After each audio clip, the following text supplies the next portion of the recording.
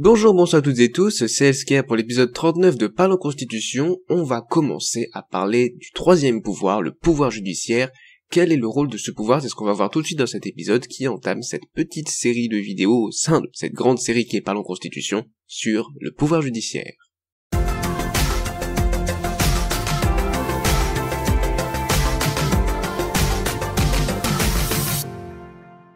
Mais avant toute chose, un petit rappel important, la séparation des pouvoirs. Et oui, puisqu'on va parler d'un troisième pouvoir, le pouvoir judiciaire, qu'on a déjà parlé du pouvoir exécutif et du pouvoir législatif, il faut revenir sur la séparation des pouvoirs avant d'entamer ce sujet pour bien s'en souvenir. Donc c'est les épisodes 7 et 8 de Parlons Constitution.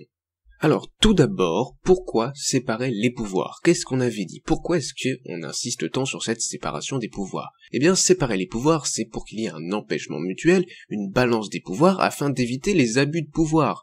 Si les pouvoirs ne sont pas séparés, que par exemple, les trois pouvoirs, judiciaire, exécutif et législatif, peuvent être exercés par un seul homme, alors celui-ci risque d'en abuser. Ce sont des pouvoirs importants, de grands pouvoirs, qui impliquent de grandes responsabilités, n'est-ce pas? Et forcément, il faut que ce soit séparé pour que le pouvoir arrête le pouvoir, comme disait Montesquieu, afin qu'il n'y ait pas d'abus de pouvoir. On avait dit aussi qu'il y avait une nécessité de trouver un équilibre entre abus de pouvoir et incapacité blocage. Pourquoi? Parce que si on sépare trop les pouvoirs ne se parlent plus, et dès qu'il y a un conflit entre les deux, on se retrouve dans une situation d'incapacité de blocage, puisque le pays ne peut plus avancer, les deux pouvoirs se freinent, s'empêchent, mais ne se parlent pas, ou bien ne vont pas de concert, ils ne vont pas ensemble, ils n'agissent pas ensemble d'une façon qui fasse sens, j'ai envie de dire, et du coup, forcément, on est dans une situation de blocage, le pouvoir législatif, par exemple, fait des lois, le pouvoir exécutif ne les applique pas, forcément, il y a quelque chose qui ne peut pas aller. Des lois qui ne sont pas appliquées par le pouvoir exécutif sont des lois qui sont ineffectives. Donc il faut trouver un équilibre entre une relation entre les pouvoirs et une séparation des pouvoirs. C'est-à-dire faire en sorte que les pouvoirs soient séparés tout de même pour éviter les abus et que les pouvoirs s'empêchent l'un l'autre d'agir et de faire des abus de pouvoir, de faire n'importe quoi, mais il faut qu'ils se parlent quand même, qu'ils puissent se parler. C'est toute cette question des relations, comment est-ce qu'ils se parlent, mais aussi de façon plus formelle, les différents pouvoirs qu'exercent les uns sur les autres et les relations de conseil, d'expertise, d'audition, bref, toutes ces choses-là qui sont très intéressantes pour permettre vraiment une discussion, que les pouvoirs qui sont quand même différents, exercés par des personnes différentes, puissent s'exercer de concert, ensemble, dans la même direction, ou à peu près, et en tout cas que cela fonctionne. Deuxième point maintenant, il y a des risques à éviter. Oui, car la séparation des pouvoirs, si elle n'est pas assez forte, il n'y a pas de séparation, il y a un risque de confusion des pouvoirs. Si par contre, il y a une séparation des pouvoirs trop forte, il est possible qu'un pouvoir prenne le pas sur l'autre. C'est par exemple le cas d'une assemblée législative qui va prendre le pouvoir sur les deux autres pouvoirs. C'est-à-dire qu'elle fait des lois, et le pouvoir exécutif ne fait qu'exécuter sans réellement avoir de possibilité d'agir, de faire des choses seul. C'est-à-dire que le pouvoir exécutif va juste appliquer la loi, tout simplement la faire exécuter, sans avoir de réel pouvoir discrétionnaire et sans pouvoir à faire des arrêtés qui soient contraires à la loi non, mais qui soient différents de la loi. C'est un peu comme s'il y avait un pouvoir, une assemblée qui faisait tout, même le pouvoir exécutif, ou que d'une certaine manière le pouvoir exécutif était dans le pouvoir législatif. Et bien sûr le juge qui se contente juste de dire le droit et de faire appliquer la loi sans réellement intervenir dessus. Quand je dis intervenir dessus, on va y revenir, mais on en a déjà parlé un petit peu, c'est notamment le pouvoir du juge constitutionnel qui doit faire respecter la Constitution en contrôlant notamment la conformité de la loi à la Constitution. On peut imaginer que le pouvoir législatif, dans une perspective de déséquilibre des pouvoirs, de séparation des pouvoirs trop forte qui conduit à un pouvoir prédominant, puisque les autres vont se taire, puisqu'ils ne peuvent pas se parler, eh bien, dans ce cas-là, on peut imaginer que le juge constitutionnel va toujours aller dans le sens du pouvoir législatif. Mais il y a d'autres cas, c'est le cas par exemple d'un pouvoir exécutif trop fort, qui dit ce que doit être la loi, ou qui fait les lois lui-même via des décrets-lois. Ou alors le troisième cas, le cas du gouvernement des juges, qui est en fait un cas assez particulier, qui n'est pas trop vu dans l'histoire, enfin je ne crois pas, qui est toujours une crainte, c'est que les juges fassent la loi. Je m'explique.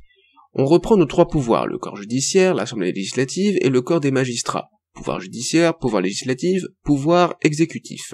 Le corps judiciaire, qu'est-ce qu'il fait? Il interprète la loi et fait la loi par sa jurisprudence et ce qu'elle souhaite appliquer ou non. Donc ça, c'est le cas du gouvernement des juges. Dans ce cas-là, le pouvoir judiciaire exerce un pouvoir législatif, puisqu'il interprète la loi, et même va plus loin que l'interprétation de la loi, il fait la loi par sa jurisprudence, c'est-à-dire par les décisions qu'il rend. Ça pourrait être par exemple le cas de juges qui vont plus loin que la loi, en interprétant la loi, créer des règles nouvelles qui vont au-delà de ce qu'avait prévu la loi. Dans ce cas-là, qu'est-ce qui se passe? On a en quelque sorte un gouvernement des juges qui va faire la loi par l'interprétation de ce que fait le pouvoir législatif, mais aussi par sa jurisprudence, et orienter ainsi l'Assemblée législative, qui va quand même essayer de faire des lois, mais qui sinon va se contenter de discuter la jurisprudence, en essayant de l'appliquer plus ou moins dans des textes plus officiels, c'est-à-dire en faisant des lois. On peut imaginer que ça aille jusque-là. Bon, c'est caricatural, et je ne crois pas que ce soit vu dans l'histoire, mais c'est un cas qui est toujours envisageable d'un point de vue, d'un point de vue théorique, d'un point de vue conceptuel pour la réflexion, pour qu'on comprenne bien ce que ça pourrait être un gouvernement des juges. Le corps des magistrats, lui, se contente bien évidemment d'exécuter les lois, et d'exécuter tout ce droit conformément à ce qu'a dit le corps judiciaire, le pouvoir judiciaire, en interprétant la loi et en faisant la jurisprudence. Du coup, il va exécuter conformément à la jurisprudence. C'est un risque à éviter, on va en reparler plusieurs fois dans plusieurs épisodes, dans un épisode dédié à peu près vers la fin de la série, donc dans assez longtemps, je pense.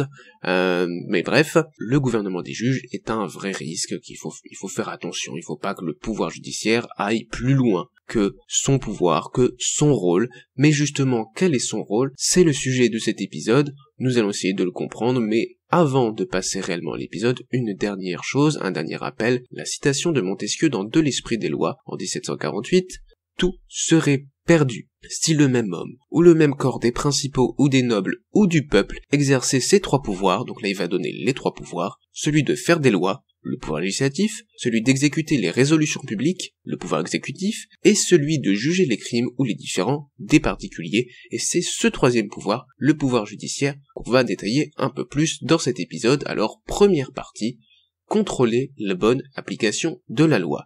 Il s'agit ici du rôle principal du pouvoir judiciaire, mais on va détailler ça tout de suite avec tout d'abord une définition. Qu'est-ce que le pouvoir judiciaire? C'est le pouvoir de juger, de rendre justice. Alors c'est pas très clair quand on le prononce comme ceci, alors je vais le détailler un petit peu plus, que ce soit à l'oral ou même à l'écrit, avec cette définition. La juridiction, qu'est-ce que c'est? Alors je vais vous donner la source juste après, mais je vais d'abord le lire. C'est la mission de juger. On retrouve ici ce que j'avais dit avant, le pouvoir de juger, pouvoir et devoir de rendre la justice par application du droit, en disant le droit. Donc la source c'est Gérard Cornu, 2020, le vocabulaire juridique d'association Henri Capiton, 13e édition, aux presses universitaires de France. C'est un vocabulaire juridique que j'ai déjà beaucoup utilisé dans cette série. Pour détailler un peu plus, qu'est-ce qu'on voit ici? On voit la mission de juger. Qu'est-ce qu'on peut entendre par juger? Ça peut être trancher les litiges, ça peut être dire le droit, justement ici, en disant le droit, rendre la justice, pas en donnant le droit, en disant ce qui est de droit, en disant ce que le droit dit sur la situation d'espèce, sur ce qui se passe réellement sur le cas concret, qui est apporté devant le juge. Le juge est là pour dire ce qu'il y a dans le droit, qu'il soit écrit, oral, peu importe, mais ce qu'il y a dans le droit, c'est-à-dire l'ensemble des règles qui s'appliquent à une société donnée. C'est une définition un peu large du droit, puisqu'il y a des règles qui sont des règles, des règles tacites, ce sont pour la plupart des règles sociales, comme dire bonjour, ces choses-là, c'est pas du droit.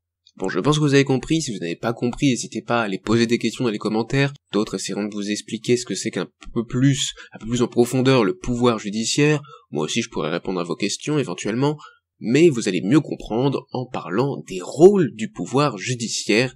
Quel est son rôle? Voyons quelques-uns de ses rôles, puisqu'il n'y en a pas qu'un. Il y a bien sûr ce rôle de juger, mais ce rôle se décompose, disons ce grand rôle se décompose en plusieurs sous-rôles. Le pouvoir judiciaire a d'abord un rôle d'application de la loi. Il fait respecter la loi, il fait appliquer la loi. C'est ce qu'il y a marqué dans la définition juste au-dessus. Le pouvoir judiciaire est là pour faire appliquer le droit. Il est là pour dire le droit. Donc quand il va rendre un jugement sur une affaire, il va dire ce que le droit en dit, ce que les textes en disent quand c'est textuel. Et dans notre société, actuellement, c'est textuel pour la plupart des choses, pour la très très grande majorité. Le droit oral n'est presque plus utilisé, tout comme les coutumes ou ce genre de choses, mais en France en tout cas, c'est surtout sur des textes, la loi, les arrêtés, la constitution, les traités internationaux, bref, tous ces textes-là. Le juge va s'en emparer et va l'appliquer, l'apporter devant les justiciables et dire « voici ce qu'il faut appliquer ». Il fait appliquer la loi, fait appliquer le droit. Bien sûr, pour faire appliquer ça, il ne fait pas que dire. Pour qu'il y ait une réelle application, il peut user de sanctions. Il sanctionne le non-respect du droit par des amendes, par de la prison quand c'est plus grave, par des mises en demeure des obligations, des interdictions, des liquidations judiciaires d'entreprise. Bref, il y a plein de manières, plusieurs manières de sanctionner le non-respect de la loi, de sanctionner les justiciables. Mais ces deux rôles ne sont pas ses seuls rôles. Ce sont les rôles les plus importants. Évidemment, c'est ceux qui nous viennent à l'esprit. Que fait le juge? Il vient dire les textes, alors selon l'article 72 de machin truc de la loi truc bidule, vous devez faire ceci et je vous condamne à 50 € d'amende. C'est très peu, hein, c'est juste un exemple fictif. Mais bref, vous voyez l'idée. Mais ce n'est pas son seul rôle, parce que le juge est aussi utilisé pour arbitrer, pour résoudre les conflits, trancher les litiges. Bien évidemment, c'est trancher les litiges et dire le droit et sanctionner son non-respect en donnant des amendes, mais c'est aussi lorsqu'il y a des problèmes, par exemple pour la garde d'enfants, aller voir un juge des familles qui va écouter les deux parties et essayer de trancher ce litige, de résoudre le conflit qu'il y a entre les deux parents et donner une solution qui peut être une garde alternée.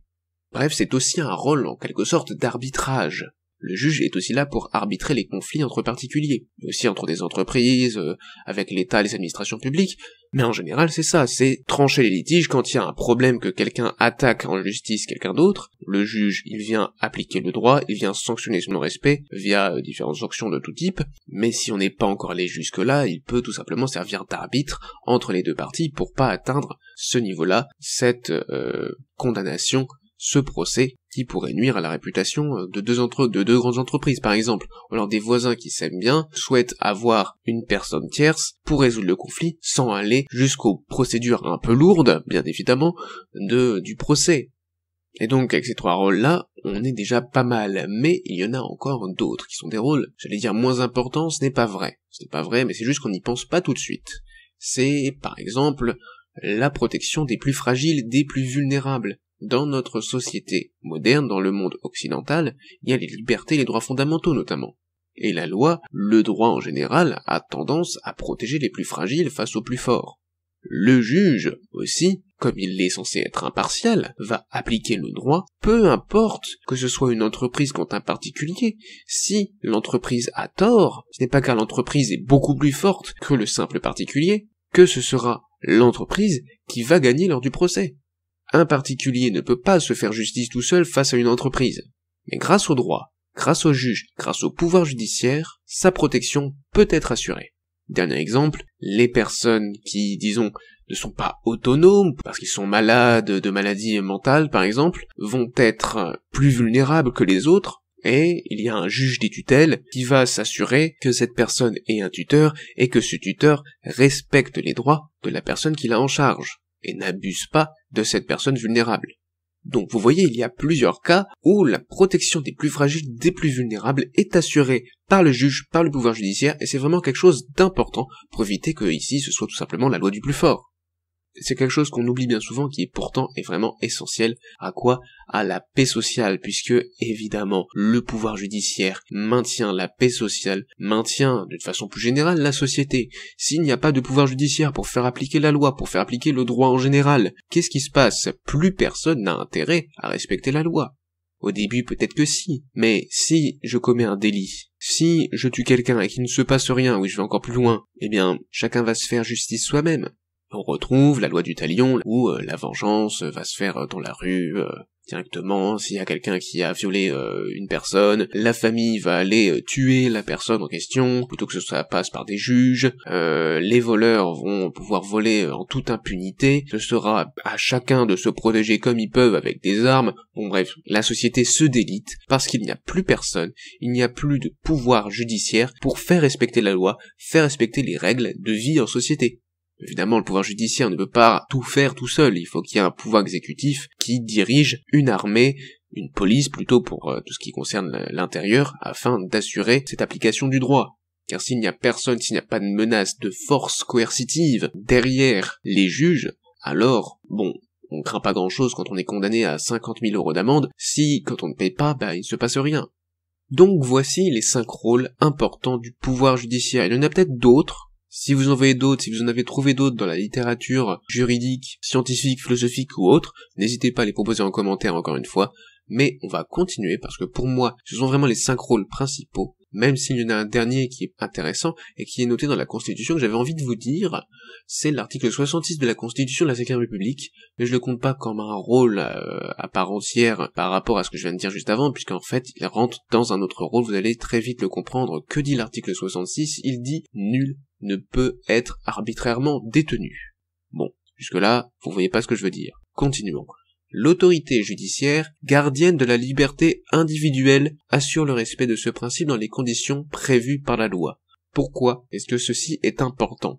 Cette idée gardienne de la liberté individuelle, en plus d'être important d'un point de vue des valeurs et de la vision de la vie en société qu'a notre monde occidental, ce côté très individuel, on a réellement des individus qui sont libres et qui ont des libertés propres, et on parle pas en termes de groupes sociaux, de groupes familiaux, on parle beaucoup en termes d'individus. Peu importe, ça c'est plus loin, c'est plus large, c'est pour de la philosophie en général, sur la société occidentale, quelles sont ses valeurs, quels sont ses grands principes, comment fonctionne-t-elle, quelles sont ses représentations du monde, comment est-ce qu'elle se voit elle-même, bref, tout ce genre de choses. Mais ce qui est important ici, c'est l'idée de liberté individuelle, gardienne de la liberté individuelle, l'autorité judiciaire, le pouvoir judiciaire on va dire, même s'il y a une petite distinction qu'on verra sans doute dans le prochain épisode. Le pouvoir judiciaire étant gardien de la liberté individuelle, ça va avec ce rôle de protection des plus vulnérables bien sûr, mais aussi de chaque individu en général, c'est un rôle de protection des libertés individuelles, je renvoie aux droits fondamentaux vus aux épisodes 15 à 18. Passons maintenant à une autre partie, la partie 2, est-ce que le pouvoir judiciaire est alors un pouvoir nul ? Alors, qu'est-ce que j'entends par là ? Le pouvoir judiciaire se contenterait de dire le droit, de dire la loi aux justiciables pour la faire appliquer. C'est ce que certains auteurs ont dit, notamment Montesquieu qui a eu plusieurs citations dans son livre de l'Esprit des lois, plus précisément le livre 11 au chapitre 6 où il y a différentes citations, notamment celle-ci. Des 3 puissances dont nous avons parlé, celle de juger est en quelque façon nulle. Donc cette idée de pouvoir nul. Il l'explique un peu plus loin. Il pourra arriver que la loi, qui est en même temps clairvoyante et aveugle, se rende de certains cas trop rigoureuse. Mais les juges de la nation ne sont, comme nous avons dit, que la bouche qui prononce les paroles de la loi, des êtres inanimés qui n'en peuvent modérer ni la force ni la rigueur. Pour Montesquieu, les juges sont là pour dire le droit, sont là seulement pour faire appliquer la loi. C'est leur rôle principal, et c'est ce qu'ils doivent faire. Ils doivent dire le droit aux justiciables pour que ce droit s'applique. C'est tout.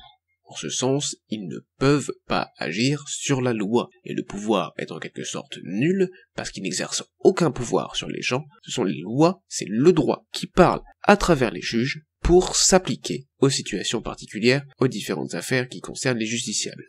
Les juges ne seraient que la bouche qui prononce les paroles de la loi, des êtres inanimés.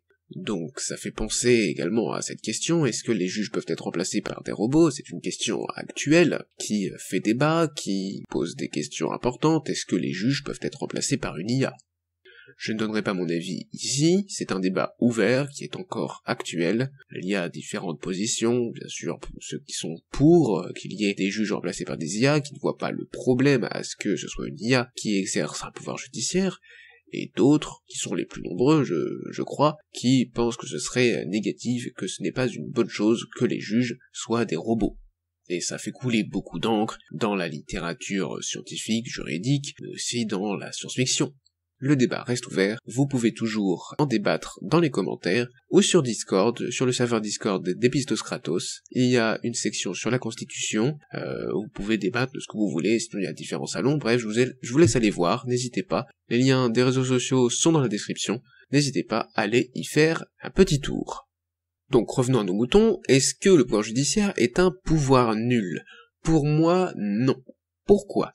Car les juges, d'une part, interprètent la loi pour l'appliquer à des cas concrets. Ils ne font pas que dire le droit, ils ne font pas qu'appliquer la loi. Ils aussi changent légèrement son sens, ou plutôt interprètent la loi lorsque notamment elle n'est pas très claire, ou qu'elle ne peut pas s'appliquer stricto sensu aux cas concrets qui sont face à eux. Mais surtout, deuxième point, les juges arbitrent les conflits. Quand on arbitre un conflit, on est obligé de prendre en considération des choses qui ne sont pas dans la loi, des relations entre les personnes. Bien sûr, ils essaient d'être objectifs le plus possible, les juges, et heureusement. Mais ce n'est pas que dire le droit, c'est aussi voir les relations entre les personnes, faire des compromis, négocier, il y a donc un certain pouvoir aussi d'arbitrage. Troisième point, qui est, je pense, le plus important, c'est que les juges modulent, pondèrent, proportionnent leurs décisions de justice et sanctions. Ils ne font pas que dire ce qu'il y a dans la loi, ils l'appliquent à des cas concrets, et en l'appliquant à des cas concrets, ils vont bien sûr, en s'appuyant sur le droit, en s'appuyant sur la loi, en s'appuyant sur voilà tout ce qui fait les textes légaux, tout ce qui fait le droit qui est à s'appliquer, ils vont moduler. Les peines de prison sont dans la loi maximale, mais elles peuvent être réduites en fonction de différentes circonstances. Bref, la jurisprudence a dégagé différentes règles qui sont à appliquer. Les juges se sont appuyés sur la loi pour former des règles afin que les autres juges puissent moduler, proportionner selon des règles uniformes dans tout le pays, pour ce qui est de la France, mais aussi au niveau européen, sur certaines choses. Là, il y a une jurisprudence de la Cour de justice de l'Union européenne. Bon, peu importe. C'est cette idée que le juge va modérer, va proportionner ses décisions de justice, notamment ses sanctions, en fonction des cas d'espèce. Les décisions de justice, les jugements, les sanctions dépendent aussi des cas d'espèce. Le juge est donc à la fois un arbitre, un interprète de la loi, et il applique la loi selon les cas concrets, selon les cas d'espèce, selon la situation qu'il y a devant lui. En fonction du contexte, un homme qui a commis le même crime ne sera pas jugé pareil qu'un autre homme qui a commis le même crime mais qui était dans une situation différente. Il y a des conditions aggravantes, il y a des conditions au contraire qui vont l'atténuer et la sanction sera moins forte. Et c'est au juge de les déterminer, de les analyser, et d'ensuite le mettre en place dans ses décisions. Le juge ne fait pas que dire le droit, il est aussi là pour analyser les cas d'espèce, pour analyser les cas concrets, les contextes, afin d'appliquer le droit de façon proportionnée. C'est ce qui me fait dire que le pouvoir judiciaire n'est pas un pouvoir nul, c'est un réel pouvoir. Mais l'interprétation de la loi est peut-être parmi ce que je viens de dire là, parmi ces raisons-là, ce qui est de plus perturbant. C'est une vraie question, la question de l'interprétation de la loi. Alors, revenons un peu plus en détail sur ce qu'est l'interprétation de la loi. L'interprétation de la loi, c'est lorsque la loi n'arrive pas, c'est normal, elle ne peut pas prévoir tous les cas concrets, et le juge doit du coup l'interpréter pour savoir comment l'appliquer à son cas d'espèce, à son cas concret, au contexte, à l'affaire qu'il est en train de juger. Parfois c'est juste parce que la loi ne peut pas tout prévoir, tous les cas, mais parfois c'est aussi parce que la loi n'est pas très claire. Le sens qui est écrit, ce qui est écrit dans la loi n'est pas très clair, peut avoir plusieurs interprétations possibles. Le juge va leur trancher, essayer d'interpréter la loi selon différentes méthodes, différents raisonnements, on va en voir quelques-uns ici, mais avant tout ça, il faut voir quelles sont les différentes doctrines juridiques, je pense que c'est important de le savoir, et c'est pour ça que j'avais envie d'en parler ici, les doctrines juridiques, c'est-à-dire toutes les théories, façons de voir le droit et la justice en général, je résume globalement ce qu'est une doctrine, c'est toutes les discussions qu'il y a autour des jugements, des procès, du droit, faits par les juristes. C'est vraiment très simplifié ici, allez voir sur internet ou dans les commentaires des personnes pour vous expliquer plus en détail ce qu'est la doctrine, mais c'est cette idée-là, c'est la façon de voir le droit, c'est les commentaires que les juristes ont sur le droit, c'est les explications qu'ils donnent du droit. Et ces explications, ces façons de voir le droit, peuvent être découpées en grandes familles. Ce sont les grands courants de la doctrine juridique. Voici le premier, le justnaturalisme. Pour le justnaturalisme, il existe des principes de droit universels et immuables liés à la nature humaine. C'est résumé grossièrement ce qu'est le justnaturalisme, mais c'est l'une de leurs idées principales, c'est que le droit, ce n'est pas que le droit humain, celui qui est dans la société, écrit, oral ou quoi que ce soit, ce n'est pas que celui qui s'applique, ce n'est pas que celui fait par les hommes. On peut trouver des principes de droit qui sont universels, qui s'appliquent à toutes les sociétés humaines bien sûr, qui ne bougent pas au cours du temps, ou qui sont les mêmes en tout cas dans toutes les sociétés humaines, peu importe les époques, qui sont liées à la nature propre de l'être humain.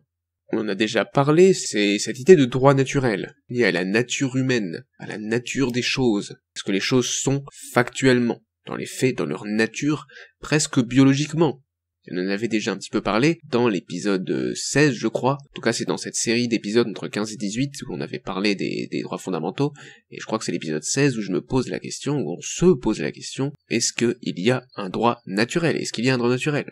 Donc vous avez à peu près mon point de vue là-dessus. Autre grande famille juridique, le positivisme juridique. C'est en fait l'autre, on en cite souvent deux, le justnaturalisme et de l'autre il y a le positivisme juridique. Le positivisme juridique considère que le droit est un ensemble de règles établies par des êtres humains. Le droit dépend de la société, le droit dépend de ce qu'en font les êtres humains. Il n'y a pas de principe de droit universel immuable à la nature humaine, non. Ça, c'est des foutaises pour le positivisme juridique. Le droit est un ensemble de règles établies par les êtres humains. Il est donc contextuel, dépend d'une société, d'une époque, et est créé par les hommes, pas parce qu'ils sont des hommes et que c'est leur nature, mais parce qu'ils réfléchissent, parce qu'ils décident, parce qu'ils prennent, ces lois, ils font ce droit eux-mêmes. C'est établi par des hommes. Il n'y a pas, pour les positivistes juridiques, de grands principes qu'on pourrait découvrir par la raison, par l'étude, de grands principes liés à la nature même des choses, à la nature humaine. Ça ne veut pas dire que les positivistes juridiques pensent que le droit est 100% subjectif, qu'il ne se base pas sur des études, des raisonnements qui soient intéressants et qui soient fondés presque scientifiquement. Non, ça dépend des positivistes juridiques. Pour le dire autrement, le droit dépend de la société dans laquelle elle est. Et on décompose au sein de ce grand courant qu'est le positivisme juridique deux courants. Le normativisme juridique d'abord. Pour lui, ce droit qui est un ensemble de règles établies par des êtres humains est avant toute chose un ensemble de règles écrites. Le normativisme juridique, qui est lié à Hans Kelsen et à sa hiérarchie des normes, se fonde sur cette idée que le droit, c'est avant tout des textes écrits, ou plutôt, ça doit être des textes écrits qui sont hiérarchisés. Et c'est par ces textes que le droit existe et seulement par ces textes. On pourrait penser que c'est l'idée la plus commune, normale sur le droit. Oui, le droit c'est des textes, c'est une loi. Mais il y a une autre manière de voir le droit. Le droit c'est plus que ces règles écrites. Pourquoi? On va le voir tout de suite. C'est le réalisme juridique qui va nous le dire. Le droit est déterminé par la pratique effective, par les faits. Ce n'est pas car les textes disent quelque chose que le droit, c'est seulement ces textes. C'est aussi la façon dont on se sert de ces textes. C'est aussi comment on interprète ces textes. Que vont faire de ces textes les juges? Que vont faire de la Constitution les acteurs politiques? La Constitution a peut-être un esprit, dit peut-être certaines choses, et elle réglemente les relations, les institutions, mais les acteurs vont agir, vont mettre en pratique ces règles, et par là vont les détourner légèrement, vont leur donner un autre sens, vont les interpréter, les modifier un petit peu dans la pratique. Le texte reste le même, mais la pratique dit légèrement autre chose. Et pour les réalistes juridiques, c'est ça réellement qui fait le droit. Et c'est plus là-dessus qu'ils vont se concentrer, qu'ils vont étudier le droit. Ils vont étudier le droit dans sa pratique effective. Alors ces trois visions, normativisme juridique, réalisme juridique et justnaturalisme, ne sont pas toujours opposées. Certains auteurs peuvent très bien voir des principes de droit universel et immuable liés à la nature humaine, donc être un petit peu justnaturaliste, tout en pensant que le droit, c'est quand même majoritairement des règles écrites et non écrites par la pratique, qui dépendent des sociétés humaines, sauf sur certains principes, comme les droits fondamentaux. Donc ces auteurs-là vont recourir à du justnaturalisme, du positivisme juridique, ce sont plutôt des grands courants, des grandes familles, des regroupements de différents auteurs, de façons de penser le droit, de voir le droit et de l'analyser. Le justnaturaliste va plutôt chercher un droit pur, en quelque sorte, un droit naturel, un droit qui va au-delà du simple texte, qui est la conséquence d'une nature humaine, qui est un droit qui soit universel, immuable, peu importe la société. Le justnaturaliste va rechercher la vérité biologique, presque. Le positiviste, lui, va plutôt se contenter d'analyser les textes tels qu'ils sont, le droit tel qu'il est, tel qu'il s'applique, soit tel qu'il se construit juridiquement dans les textes, le normativisme, soit comment est-ce que se construit politiquement, est-ce qu'il s'applique dans les affaires et dans la pratique politique, le réaliste juridique va plutôt se concentrer là-dessus, et l'analyser de cette manière. Et selon avec quel courant vous êtes plus en harmonie, selon quel courant vous appréciez le plus, vous allez critiquer des décisions juridiques de façon différente. Si vous êtes très attaché à ce que disent les textes, et que vous avez une interprétation très textuelle, littérale d'un texte, et qu'un juge a rendu une décision qui est plus interprétative, plus créative, qui interprète d'une façon qui ne vous convient pas, qui pour vous n'est pas ce qu'a dit le texte, et pas ce qui est marqué dans la loi, parce que vous êtes normativiste juridique, alors vous allez avoir tendance à critiquer fortement cette décision. Alors qu'un réaliste juridique va plutôt essayer de la comprendre, de voir pourquoi le juge a dit ça, et va acter sa décision. Ce qui veut pas dire que les réalistes juridiques ont tendance à s'aplatir face aux juges, ou face aux faits, et à ne jamais les critiquer. Non, c'était pas ça, mais c'est juste une façon différente de voir le droit. Et un juge qui est un fervent défenseur du normativisme juridique va avoir moins tendance, c'est logique, à se détacher des textes écrits. S'il est un juge naturaliste, il va chercher plus loin que les textes écrits et avoir tendance à essayer de s'appuyer sur des grands principes, qui sont pour lui universels. Donc ça peut quand même avoir des conséquences en fonction du juge. C'est pour ça que je voulais aussi les mentionner ici. Mais ce qui nous intéresse le plus concernant l'interprétation de la loi, ce sont les différents raisonnements logiques, et les différentes méthodes. Commençons par les différents raisonnements logiques. On va voir les trois principaux. Bien sûr, il y en a plus que trois, mais ici ce sont les plus fréquemment utilisés. Ils sont simples à comprendre aussi, enfin pas trop simples non plus, mais qui sont très intéressants. Par exemple, le raisonnement à pari, ou aussi par analogie, c'est comme ça qu'on peut l'appeler le raisonnement à pari, c'est par analogie, on étend à des situations semblables non prévues le texte qu'on interprète. Je donne juste un exemple. Dans la Déclaration des droits de l'homme et du citoyen, il y a marqué « Tous les hommes naissent et demeurent libres et égaux en droit ». Si on a une interprétation stricto sensu littérale, et qu'on interprète les hommes comme les êtres humains de sexe masculin, ce ne serait pas cohérent avec le droit, et on va étendre, interpréter cette Déclaration des droits de l'homme autrement. Par analogie, on va aussi dire que les femmes naissent et demeurent libres et égaux en droit. Vous voyez le raisonnement, c'est une situation semblable. Là, c'est un peu simplifié, c'est une situation très simple. Tous les hommes naissent et demeurent libres et égaux en droit. Par analogie, toutes les femmes naissent et demeurent libres et égaux en droit. Et, par extension, on pourrait même dire, tous les êtres humains naissent et demeurent libres et égaux en droit. C'est comme ça qu'il faut l'interpréter. Autre raisonnement logique qui peut nous aider à interpréter la loi, qui aide le juge et qui sont utilisés par les juges pour interpréter la loi, c'est le raisonnement a fortiori. On applique à un cas non prévu plus extrême que le cas prévu. Par exemple, un panneau, un arrêté municipal plutôt, interdit de marcher sur les pelouses de la mairie.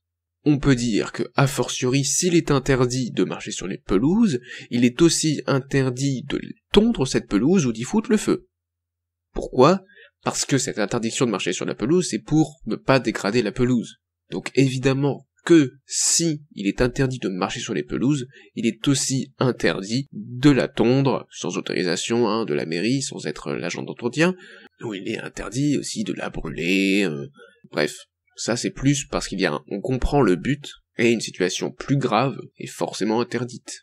On peut donner un autre exemple. Il est strictement interdit de frapper, de gifler les élèves pour les professeurs des écoles, et donc, a fortiori, ils ne peuvent pas les fouetter non plus.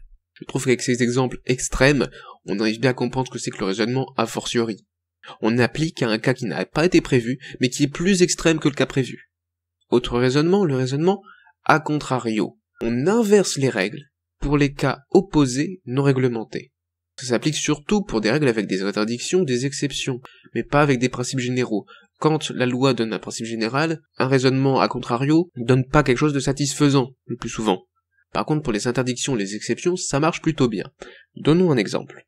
C'est un exemple très simple. Un film est interdit aux moins de 18 ans. Par opposition, à contrario, il est donc autorisé aux plus de 18 ans. Sinon, il aurait été interdit à tout le monde. Il est interdit à la diffusion aux moins de 18 ans, donc il est autorisé à la diffusion aux plus de 18 ans.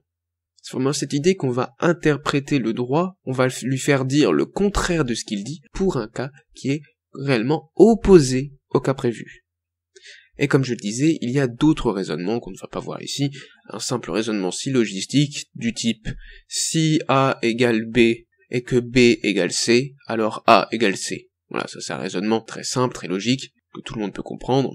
Si A égale B, que B égale C, alors A égale C. Ou si Socrate est un homme, et que tous les hommes sont mortels, alors Socrate est mortel.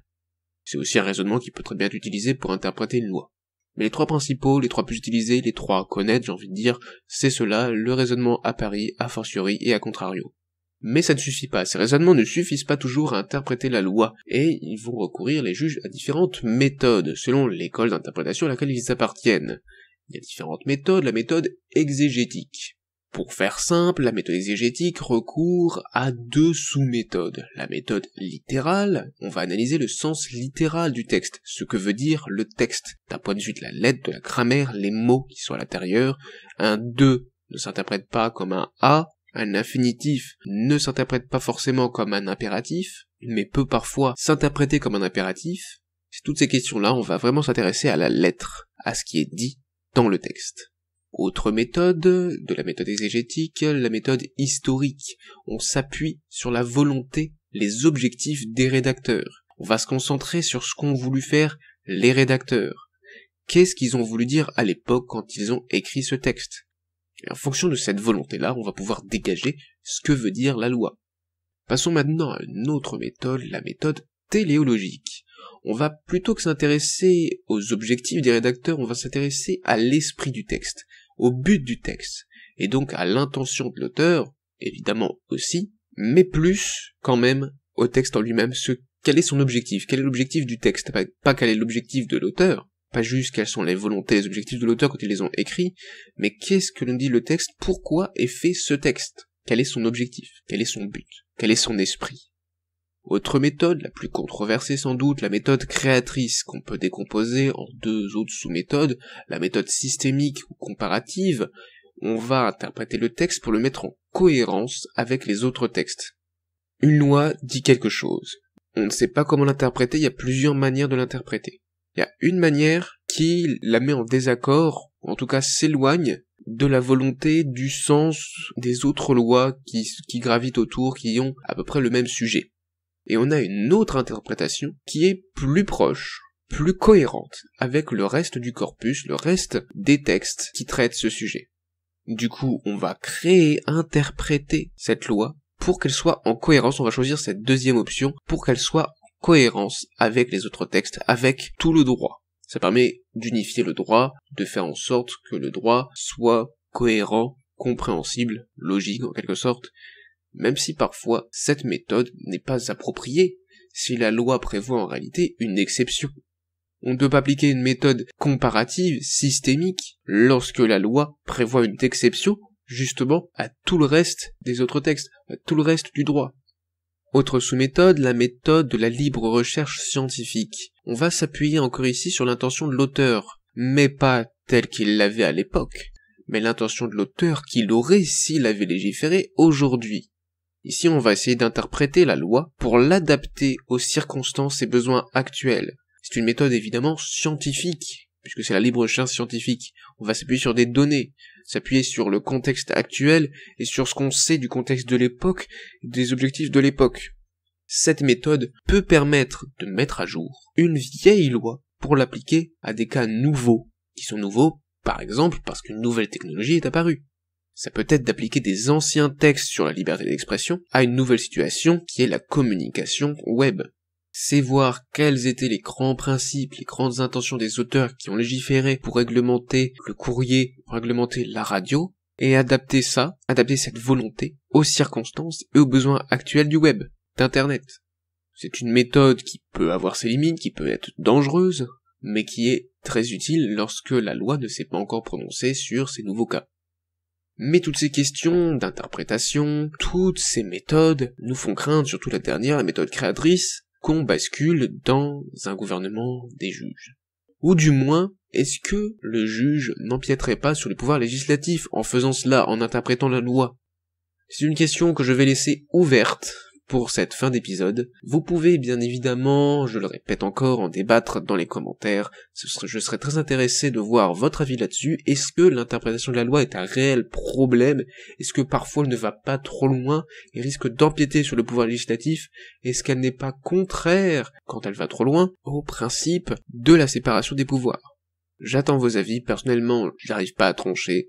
Je trouve que ça empiète un petit peu, oui, quand ça va trop loin, mais c'est aussi très utile lorsque la loi ne dit pas tout, et surtout, la loi peut ensuite intervenir pour rectifier le tir, si la jurisprudence ne va pas dans le sens que le législateur veut. Si le législateur légifère sur une question qui a été tranchée par la jurisprudence va devenir caduque, et les juges vont devoir appliquer la nouvelle loi. En l'interprétant peut-être encore d'une autre manière, mais Mais si les législateurs font une nouvelle loi sur les questions qui étaient tranchées avant par jurisprudence, c'est fort probable que ce soit plus précis que la loi qui servait avant de base pour justement cette jurisprudence. Donc je suis partagé. À vos claviers, à vos arguments, dans les commentaires. Concluons maintenant en rappelant ce qu'on a vu dans cet épisode. Qu'est-ce que le pouvoir judiciaire? C'est le pouvoir de juger, de rendre justice en appliquant le droit. Mais ces rôles vont au-delà de la simple application du droit, du simple respect de la loi, puisque c'est leur rôle principal, certes, de faire appliquer, faire respecter la loi, mais ce n'est pas leur seul rôle, il y a d'autres rôles, comme la sanction du non-respect du droit, ou aussi le rôle de résolution des conflits, de trancher les litiges, c'est aussi un de leurs rôles, trancher les litiges, être de temps en temps des arbitres, mais aussi ils doivent protéger les plus fragiles, les plus vulnérables, ce qu'on avait vu aussi avec l'article 66, qui parle d'une autorité judiciaire comme gardienne des libertés individuelles. Et enfin, le rôle plus large de la justice, c'est de maintenir la paix sociale, de permettre à la société de faire société. Si les règles de droit, si le droit n'est pas appliqué, alors qu'est-ce qu'il se passe? La société se délite. Et donc bien évidemment la protection des libertés individuelles à l'article 66 que je viens de rappeler.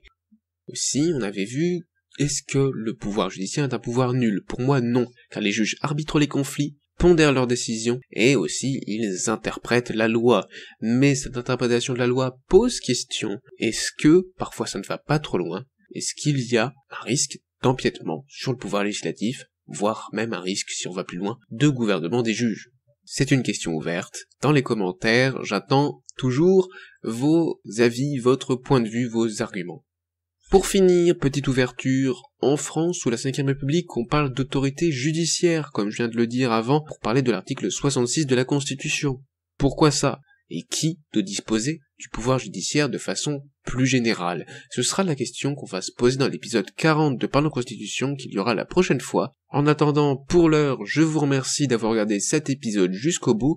Il était un peu plus long, c'est vrai, que les épisodes précédents, mais il n'était pas aussi long que certains épisodes qui sont allés jusqu'à 1h30. En même temps, ici, il y avait beaucoup de choses à dire, puisqu'on est obligé de faire un peu de théorie du droit, d'expliquer un peu ce qu'est le droit, le pouvoir judiciaire, les méthodes d'interprétation, qui étaient vraiment une question qui pour moi était importante à aborder lorsqu'on parle du rôle du pouvoir judiciaire. Merci encore, c'était Healthcare, et à bientôt.